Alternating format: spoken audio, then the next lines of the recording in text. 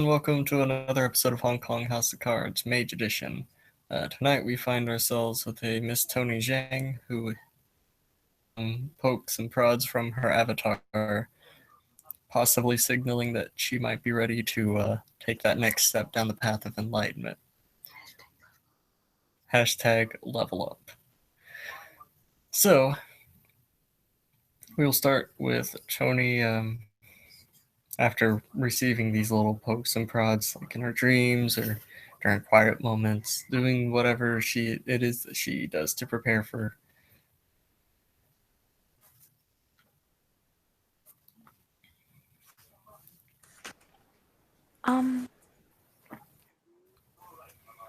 More than likely what she would normally be doing is either praying or creating, well, not actually like working on the sword, but designing a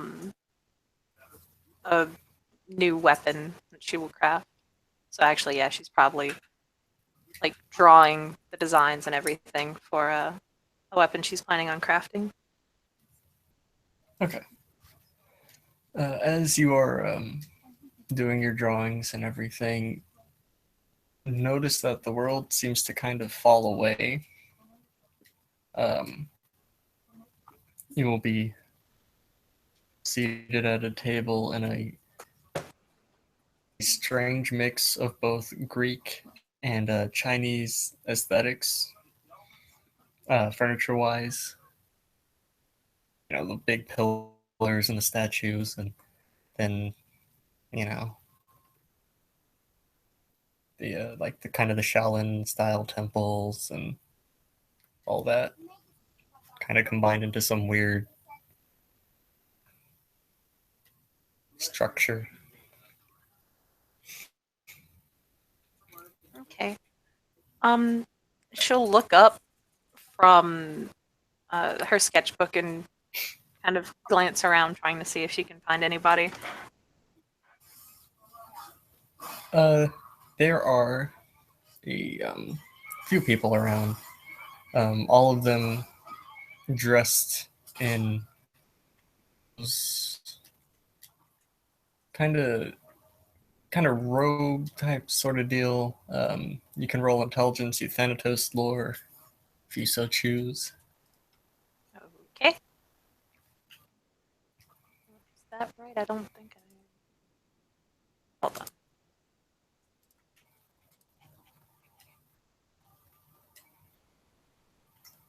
Okay, sorry.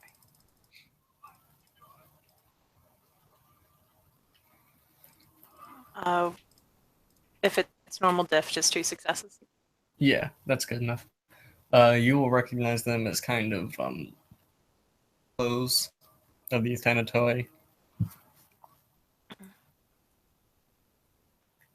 They will gather around in a circle, and you'll see your good friend Euthemic Edgelord also dressed in these robes instead of his usual outfit, kind of motion for you to join them. Okay.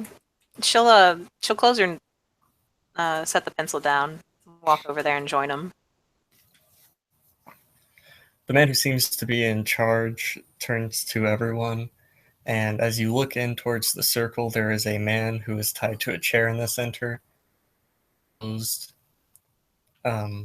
He's pretty obviously breathing, so he's still, alive and everything, but he seems to be unconscious.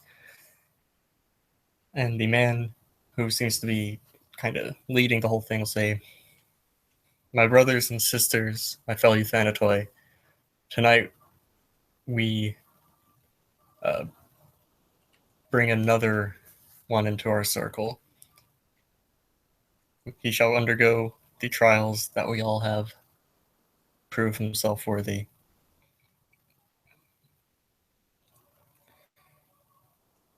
Antonia, because you have not um, helped someone through this journey thus far, him and leading the ritual.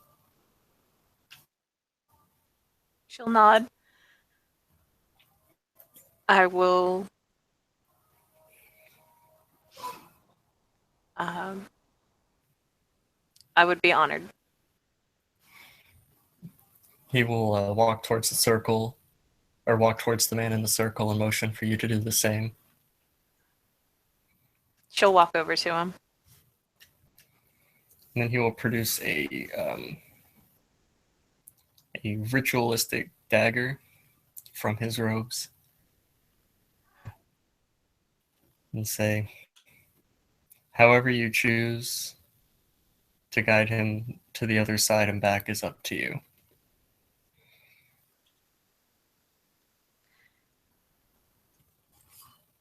Um, she'll take it and hmm.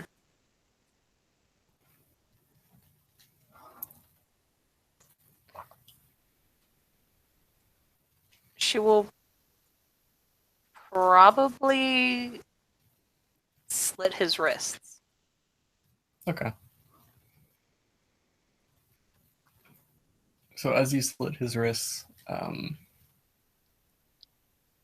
intelligence or do you have a medicine score? Yeah, I do. Okay, go ahead and roll intelligence medicine. Okay. I do not want to like accidentally kill this dude.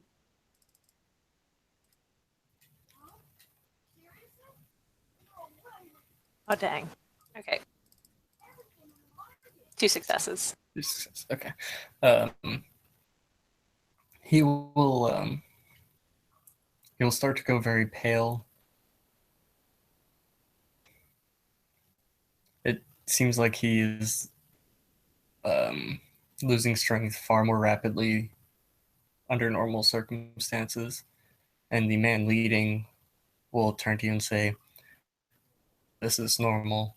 I will be opening a gate for you so that you may go and guide his soul back to him."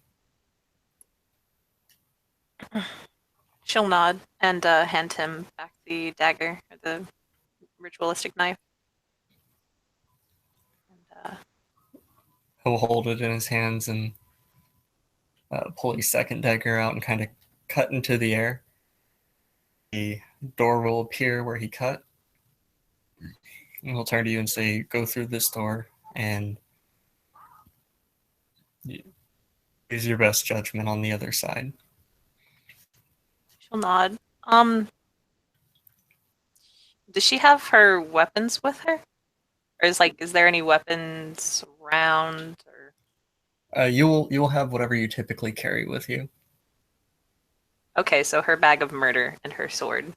Okay. Yes. Also, even though the enchantment should not be back yet, for some reason it is. Brett said that it was back on Tuesday, so Okay, then never mind that. The enchantment is back as per the regular. okay. Um, another question. Would Pelagius be with her as well? Like, coiled around her armor in the bag? Yeah. Okay. So she'll probably take him out of the bag and let him wrap around her arm before entering. Okay. He'll kind of hiss happily, and he steps through the door.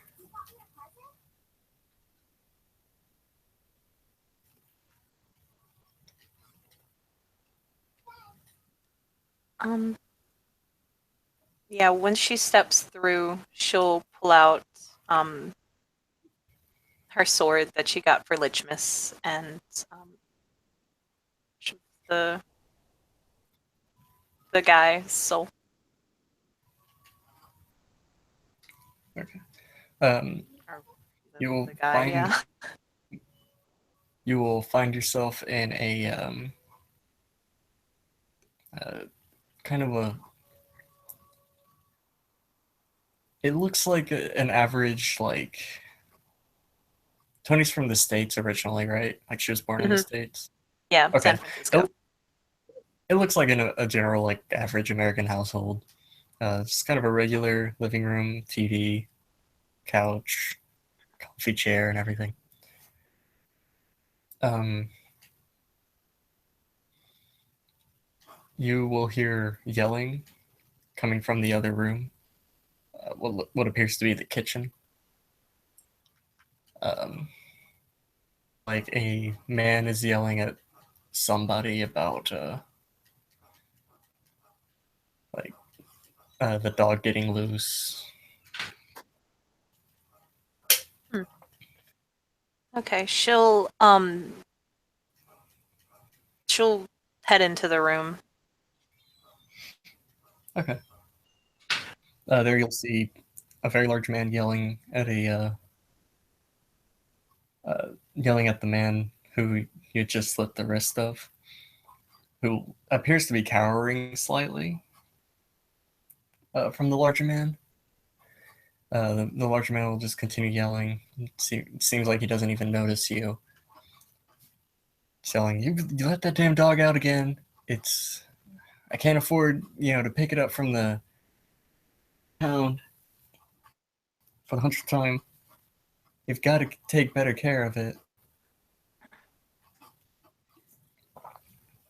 She'll step up, lowering her sword and everything, um, and kind of stand beside the guy who she's here to guide, and kind of gently nudge him on the shoulder. Say, "Well, Oh, sorry. Go ahead. oh my bad." Continue. She'll just kind of nudge him on the shoulder and say, "Don't just stand there and let him berate you. If it was an accident, it was an accident, and explain so. You can find the He'll dog later." glance at you, looking worried, then look up at the man who still, for some reason, hasn't noticed you, despite the fact that he's looking pretty much right at you. Say, well, it was an accident. We have that hole in the fence, and you just dug under it, and we'll go find him later. It'll be okay. And the larger man just starts screaming, "Well, I told you to fix that hole yesterday, didn't I?"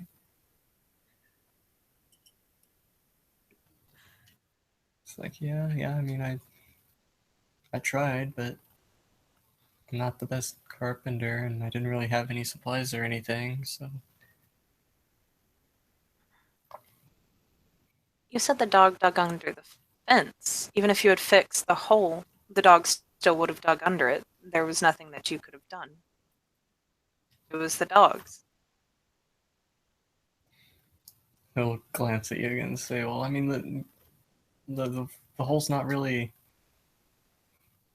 that big of a deal. I mean, it's well, the hole's the big deal here. The hole he dug under the fence is the big deal, not the hole in the fence. But and he's just like, just go find the damn dog." And he'll grumble and walk out of the room.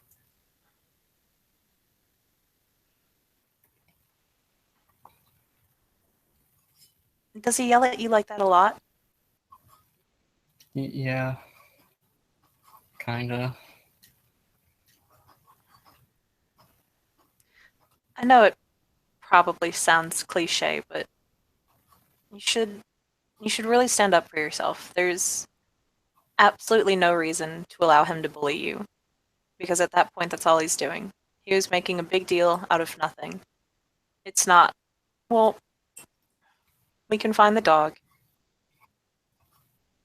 okay? And there was no need for him to be doing all of that yelling. Let's go. I guess. Would you mind helping me find it? Yeah, it's not a problem. Great. He'll look visibly relieved. I'm I'm Daniel. Who are you?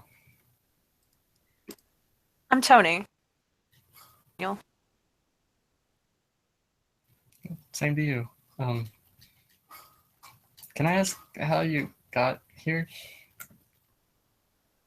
She'll just sort of smile real wide. It's nothing you need to be too concerned about. When we get out of all this, things will be explained a lot more. Oh, okay. Well, I guess let's go find that dog. Mm-hmm. Does he have a name? What do they look like? His name's Rover, and here's a picture of him. He'll point at the fridge There's a picture of him with the dog.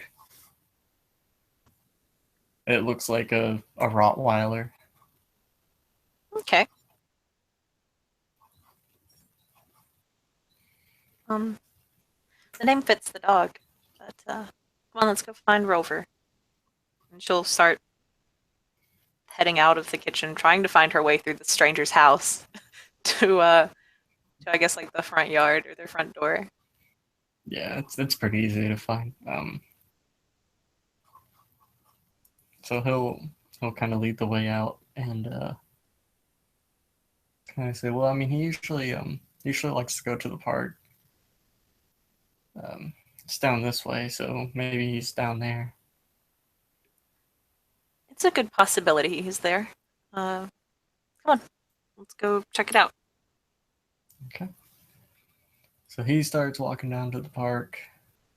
Um,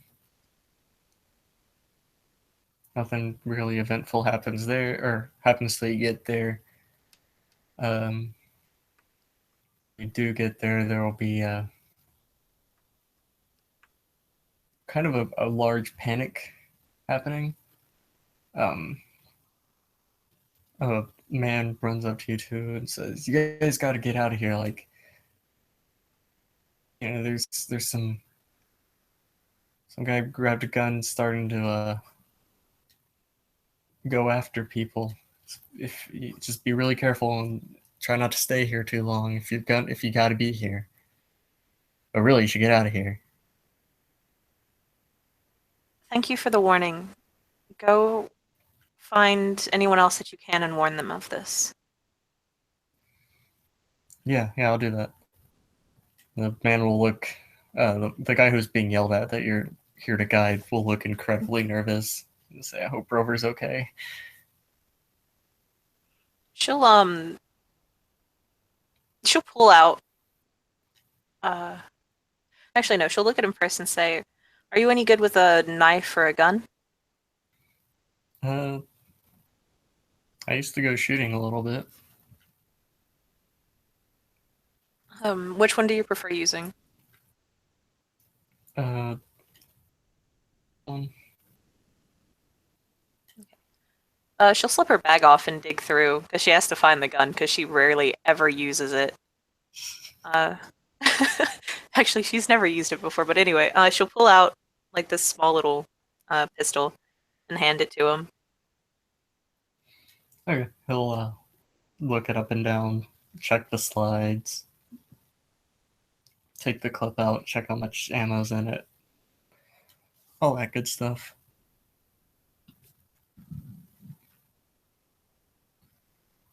Okay, All right, cool. We're good. awesome. And she'll head off in the direction that the man that warned them of the shooter came from. Okay. So whenever you get over there, there will be two men wearing ski masks and holding up guns. They don't seem to have noticed you two yet.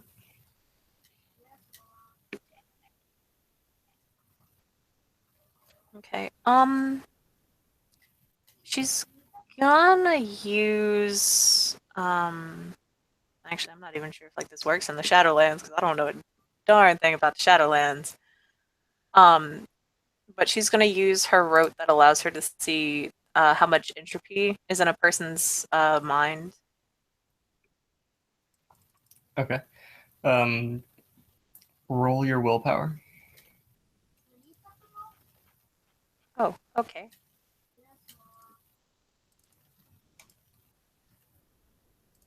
Oh, hello there.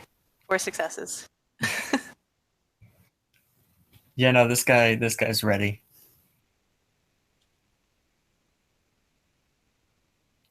He's ready to go. Back to the wheel. Okay. Um, she'll start sneaking behind him, kind of motioning for David to stay silent. Or actually, no. No. She'll turn to David and kind of lean over to him and whisper and say, if you believe you're up for it, that man, she'll kind of think, trying, how to explain the good death to somebody that doesn't know what it is. Uh, she'll just say, he probably has nothing else left to live in this life, nothing more to give. Why don't you see if you can end him before he can harm anyone? If you believe you're up for it.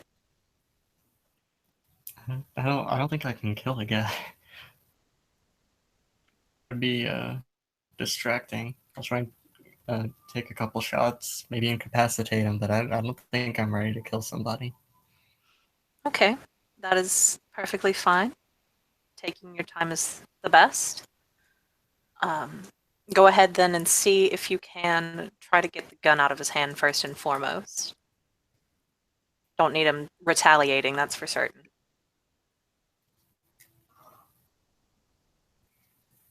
Okay. He'll then start heading over to a nearby tree to use for cover.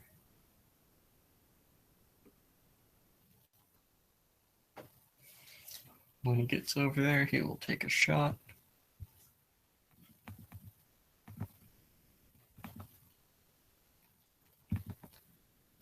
Okay. Damage.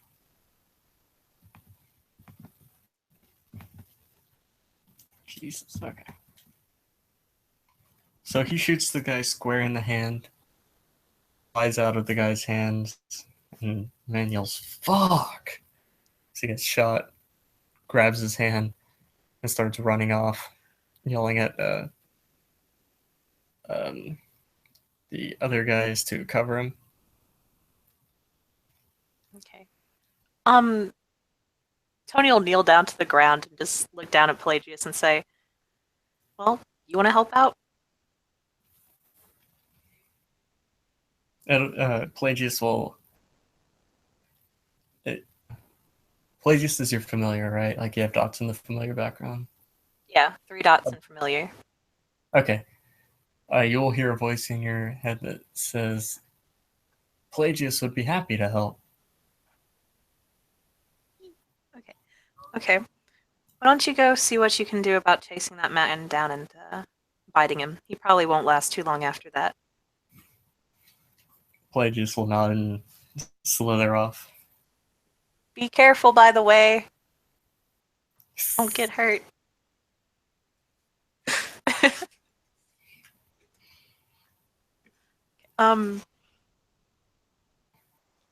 Okay, so how many other guys are there? Because you said he was yelling for his friends to cover him. Yeah, there are 2 other guys. Okay. She'll kind of motion to them to, motion them to David. Because she doesn't want to go out there and get shot. He'll scream, suppressing fire, and start firing wildly at them.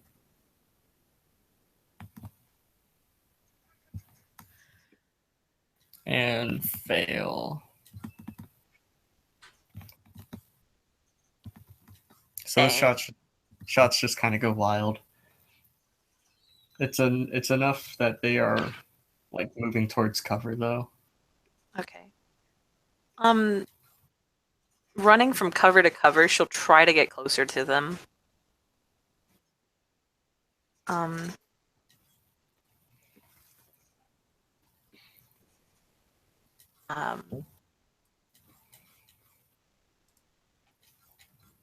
Actually, then use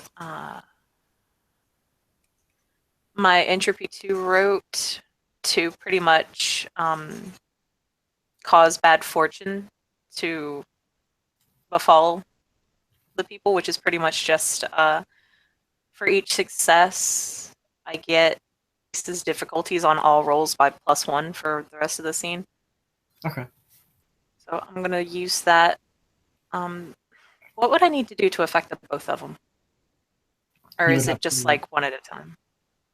you can affect both of them, but you'll have to use its success to target another person. Okay.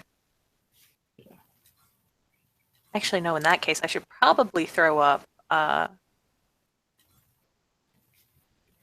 my alter probability so I can lower my difficulties on stuff. That would probably be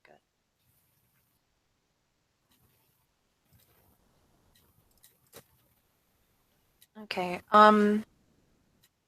2 successes for alter probability to lower the difficulty. Okay. So that'll bring it down to, yeah. Okay, and now I'm going to use the other thing. The bad fortune one.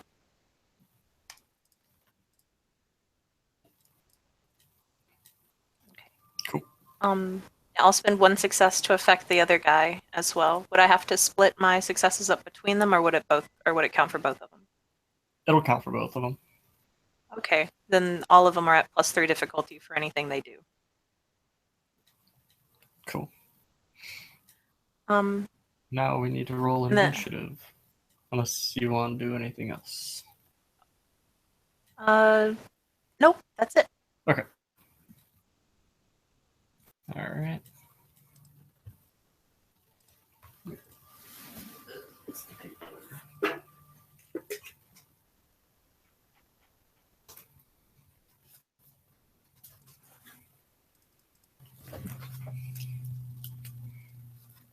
see. So you have a 15 for Tony? Mm-hmm.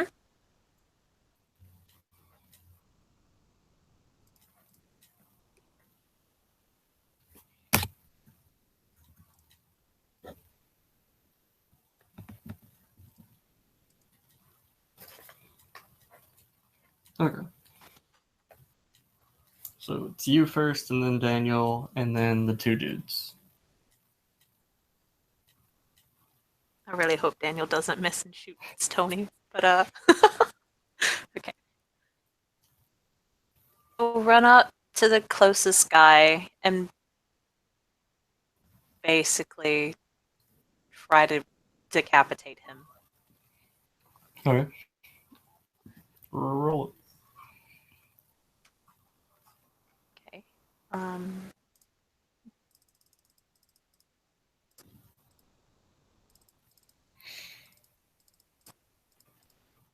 3 successes. Okay. Roll your damage.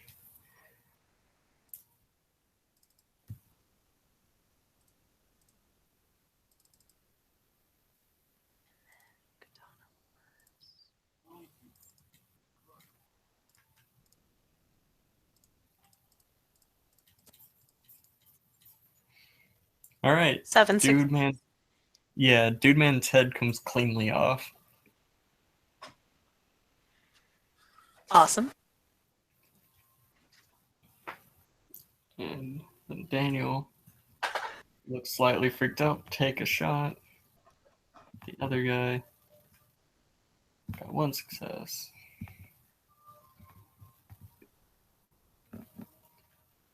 Two damage on him. Dude in the arm. It's dude's turn. He's gonna try and run for it. So he moves a bit farther away. And then we restart. So go ahead and do your thing. Yep, Tony's gonna try to decapitate him as well. Okay. Because her apparently favorite thing to do.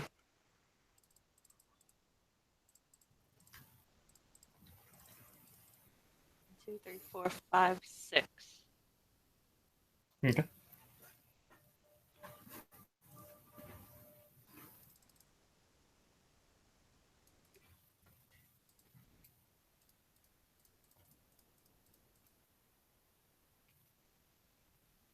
Nine successes. his head also comes cleanly off. Okay. Um, she'll after that, she'll flick the blade or the blood off of her blade, motion for David to follow her, and then using their bond, go and follow Pelagius wherever he went after the original guy. Okay. Um, Daniel kind of will look incredibly freaked out, but he'll follow you, and you will see Pelagius running up to you, accompanied by a Rottweiler. She'll kneel down and offer her arm so he can slither it up, and she'll go, "Yes, that's awesome." Pelagius just hisses happily, and in your head you hear he's not moving. Thank you for doing that. When we get home, you're getting an extra treat.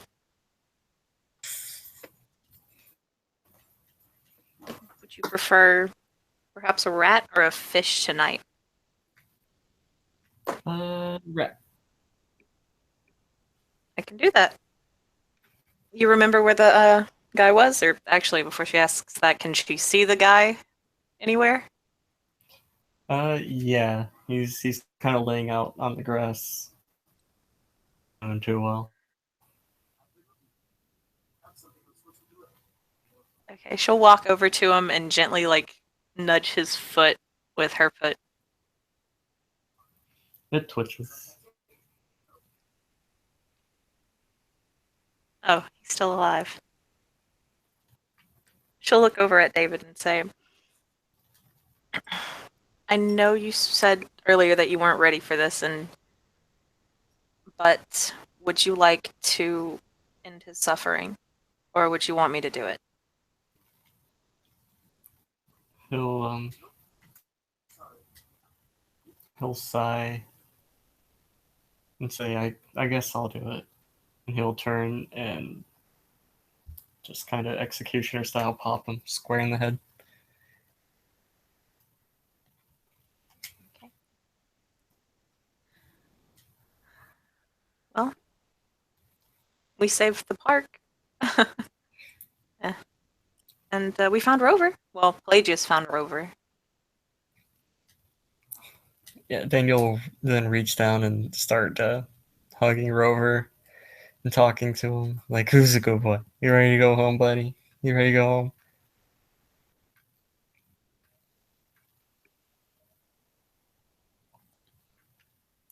home? Smile and put her sword back in its sheath and then back in the map case. Well, and then she'll pull out some coins and place them on, over the guy's eyes after closing them, and she'll walk back and do the same to the other two. Well, she'll just kind of line their heads up with their body and then put them on there.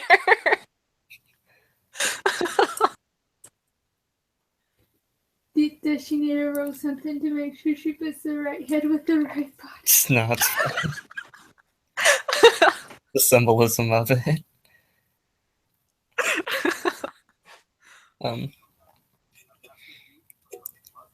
Daniel will say, well, thank you for your help. I'm gonna go home. Oh, I almost forgot. He'll offer the gun back to you. She'll, nod her head thankfully and put it back in her bag. Do you mind if I accompany you back to your home? Sure, that's fine. Thank you. You guys head back to his home. He'll open the door. And the larger man will be standing there saying, well, I see you found them. Looks like you're good for something, I guess. Oh, man, Tony does not like this dude. Okay. she'll She'll stand beside David and kind of lean over and say, "Why do you let him boss you around like that?" I don't really know, but I think that's gonna change. And he'll look at the larger man. Alright, you fat fuck, here. Listen. Shit's gonna change. I'm tired of you berating me on a constant basis. You don't know what I've done today.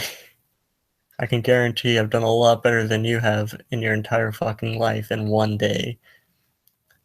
The larger man will kind of look taken aback and say, "You can't talk to me that way.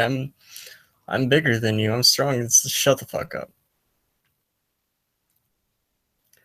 The larger man will just kind of grumble and say, "Well, guess if we're gonna grow a spine, fuck," and he'll walk away grumbling.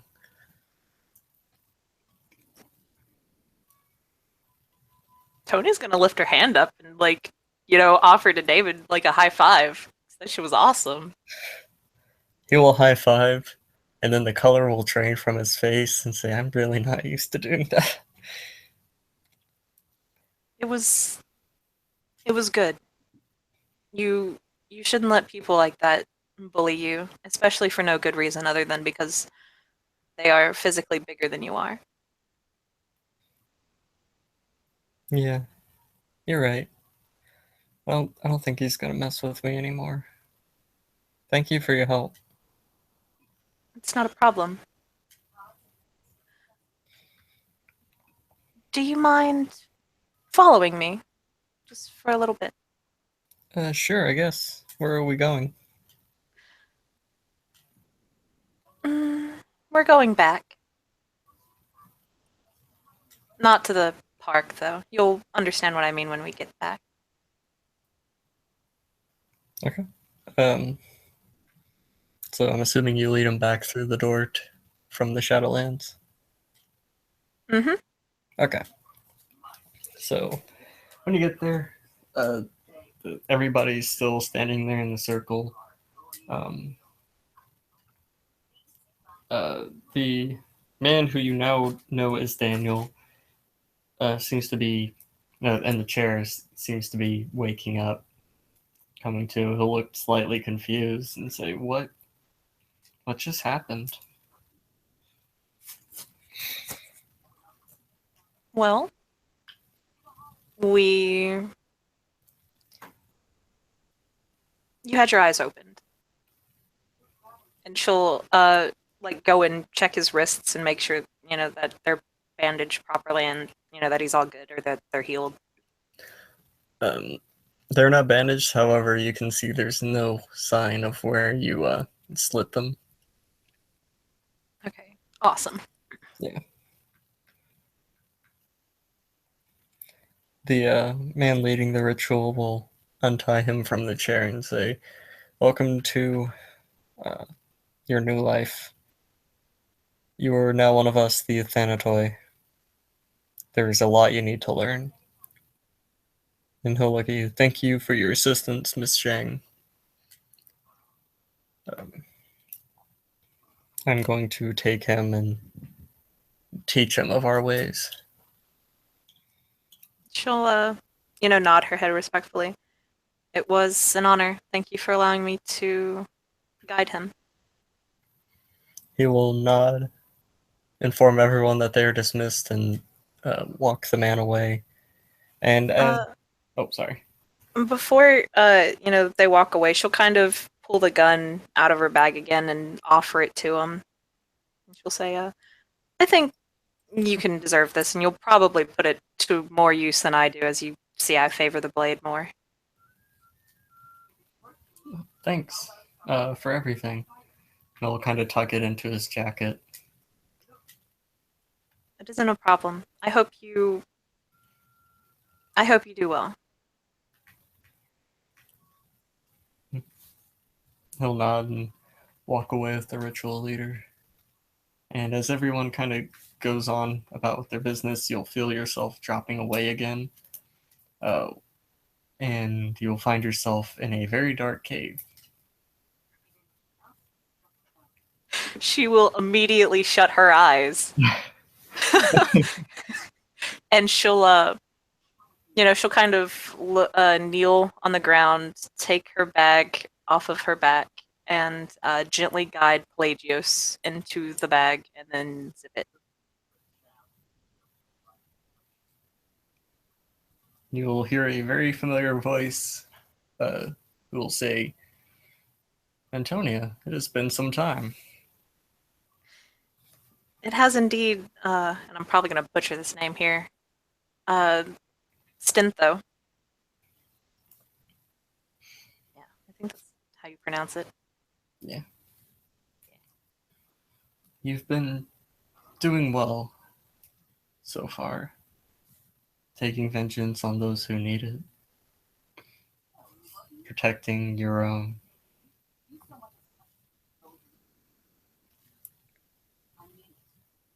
Thank you. I hope my trial was not too difficult for you. It was not, if anything, I rather enjoyed it. It was nice getting to help him. She will nod. Well, as I'm sure you're aware, your journey is not yet over. Go forth, child.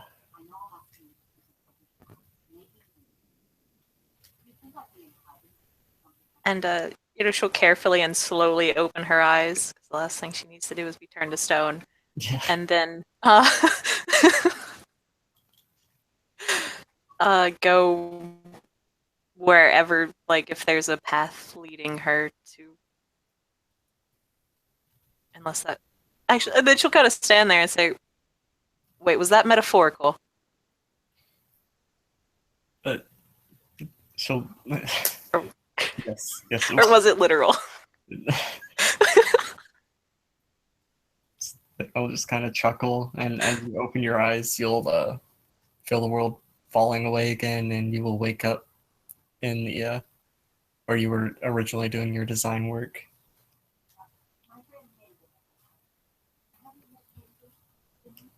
She'll kind of look over to Pelagius, who has probably been curled up on her desk as she was sketching. She'll just kind of smile really wide. It was nice getting to meet her again. Pelagius will raise his head, just kind of hiss, then lay back down. And then she'll go and grab him like a frozen rat and bring it back to him. Okay. That's pretty much it, unless there's anything else you need to do. No, I think that's it. Cool. Well, thank you for playing. Thank you, future watchers, for watching. This has been another episode of Hong Kong House of Cards, where we've had yet another successful seeking. Good night, everybody. And remember, don't look at gorgons and caves.